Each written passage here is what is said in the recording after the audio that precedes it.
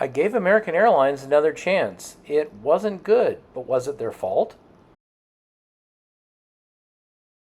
Hello, well, this was going to be a short, and that's why it's shot in portrait rather than landscape. But things just kept getting more and more interesting. You'll see what I mean. We were in Milwaukee. Only American Airlines had a nonstop flight from Milwaukee to Washington, D.C., so we booked it. If you want to be exact, it was PSA Airlines operating as American Eagle. I began to get the feeling this might be an interesting flight when, despite the fact that the board still showed that we were on time, we didn't have a plane. And 30 minutes before boarding, we didn't have a gate agent. With no plane and no gate agent, I was pretty sure we weren't going to be on time. With very little specific information shared with us, about 10 minutes after boarding supposedly had begun, I saw the plane arrive.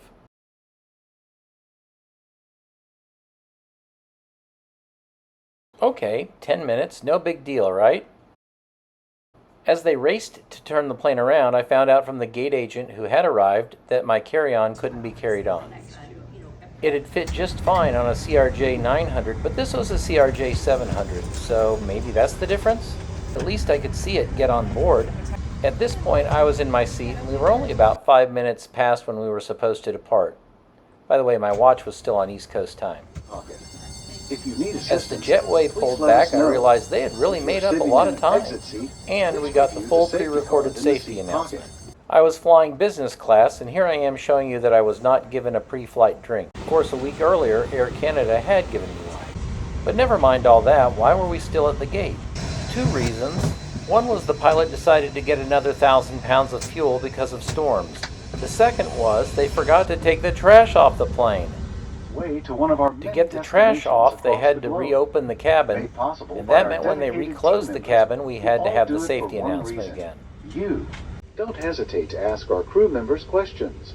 Well, I was certainly developing some questions at this point.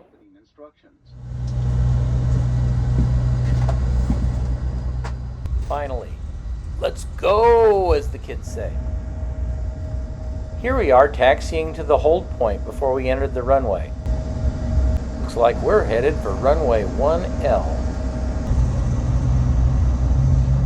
Looks like we're ready on runway 1L. Looks like there's a Delta flight right behind us on runway 1L. Looks like they had us continue around to another hold point, and that seems unfair because now all we have is a great view of a Delta flight taking off on runway 1L. Okay, well, no big thing. I can see that we're being brought back around to runway 1L.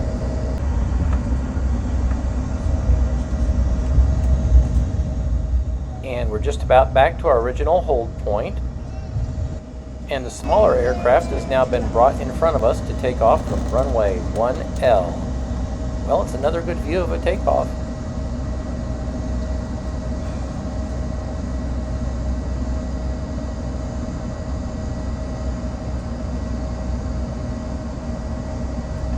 Well, surely we're next.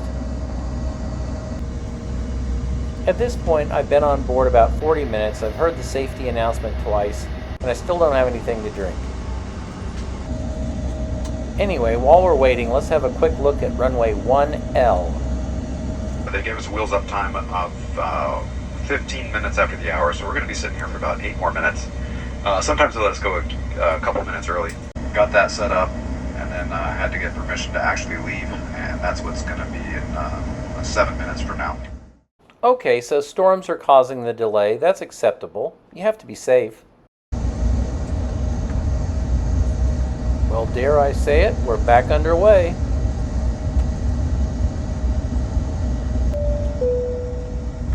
Would anybody like to venture a guess as to which runway this is?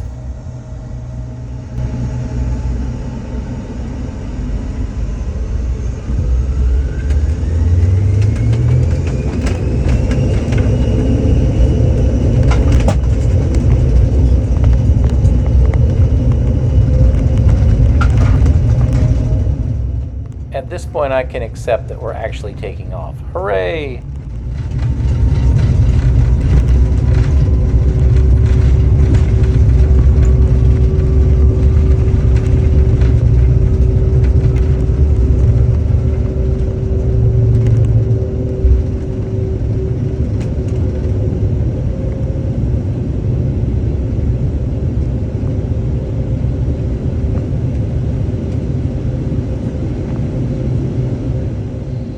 And we're off. Now what this video really needs is some aggressive electronic music while we see what kind of service we get and what the clouds look like out the window. So, here we go.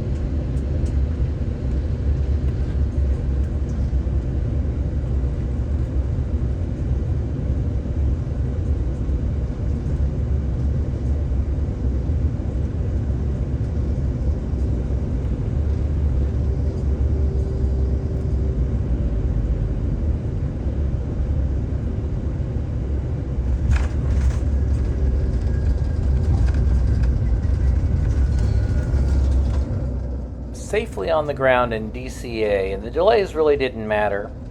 Though delayed, the flight was just fine. Just the same, let's revisit that electronic music.